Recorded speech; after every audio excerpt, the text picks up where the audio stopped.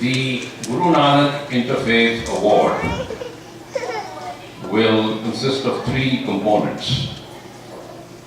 The first is the Saropa that you see here. It is what is traditionally the Sikh robe of honor, scarf of honor, that is what it is. The second will be a plaque that will be awarded. It's called the Guru Nanak Interfaith Award, and in this particular case, it says, in appreciation of her many years of objective and balanced reporting about diverse faiths, thereby advancing the cause of interfaith understanding. This Saropa, the Sikh Scarf of Honor, and this certificate are presented to Carla Hinton, religion editor of the Oklahoma. The third component is a award of $500 made to a charity in the name of the recipient of this award, in this case, Carla. And the idea with which we are doing this is yet another tenet of Guru Nanak. It's part of our faith. And that faith is to share your earnings with others. And by doing this, we are honoring two of the many teachings, many of the preachings of Guru Nanak, the interfaith aspect of it, and then this concept, which is very important. There are three features of the Sikh creed, and this is one of them, that you share your earnings, you earn an honest living, you share your earnings with others who are less fortunate, and you meditate on the name of God. Those are the three things that are, in a nutshell, that Sikhs are supposed to live their lives. So, Carla has named two charities. The first is the Religions United Committee of the Conference of Churches. And this money, which will be $250, that's written to these two charities, will be designated as seed money towards the next interfaith trip to Israel. For those of you who are not aware of it, this past January, Carla was on this trip, and that had been sponsored by the interfaith community, and that will be the first charity that will receive it. The second charity is a program called, or an organization called Saving Our Youth, and this is being designated. This charity is organized by the Christ Temple Community Church, and this amount is being designated towards their midnight basketball program for youth that started several years ago and is a very potent force in taking kids off the street and channeling their energy towards good things. So I will now request Sunny Singh, the President of the Managing Committee of the Sikh Gurdwara, to present the award.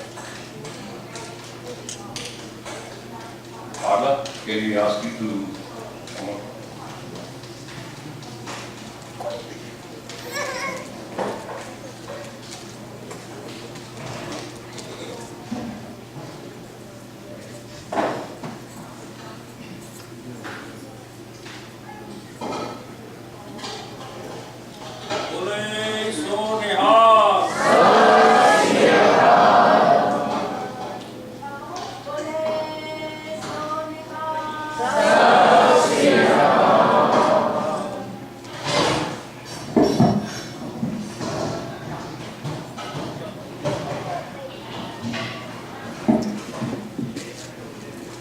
The first thing thing I'd like to say to Sabi and the rest of the members of the Sikh Gurdwara of Oklahoma City is thank you so much.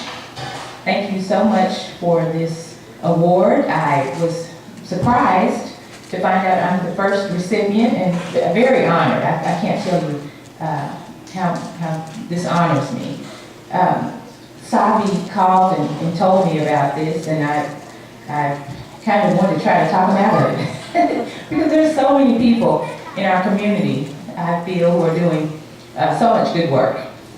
And many of them are persecuted for doing it, but there are so many people who are doing interfaith work. But I accept this award because I feel like it's a privilege to tell these stories about the Sikhs here in Oklahoma and the Muslims, the Christian denominations, the Jewish community, the Baha'i faith, the Hindus. I love doing it. The first time, I've been doing it for 15 years, by the way, and the first time I encountered some opposition was a story that I did about Abraham and the fact that he was the father of the three Abrahamic faiths, Islam, Christianity, and Judaism. And I got so much pushback from, unfortunately, the Christians about that. And so I went to this was in year one, I went to my boss and said, I can't do this. Because I'm one of those people that I'm a good news person. I want to like people and I want them to like me, and I really like telling good stories. And they told me, they said, give it some time. That was 14 years ago. So I'm really happy that my editors saw something that I didn't see, that this was a great fit for me and a great fit for my personality. And I feel like your communities have enriched me way more than I have enriched you. I feel like I wouldn't be the person I am today without each of you. And I'll close with a story from Israel. So as Sabi said, I went to Israel in January, and Rabbi Vera Harris had called me in 2015 to tell me that they were thinking about doing this. I didn't have any fear going in 2015. In 2016, as the time drew near to go to this to Israel, I became panicked a little bit because I've never been out of the country. But I will tell you this, there was nothing to worry about. We were completely safe. But when I came back, I had people laughing because I told them, I said, if I never had to fear for my safety at all, never, none of us did. But if I had two rabbis and an imam, and nobody was getting close to me. So it was a very interesting time, and I feel like I've made a lot of friends during that trip, but also in all of the communities I cover. So thank you so very much.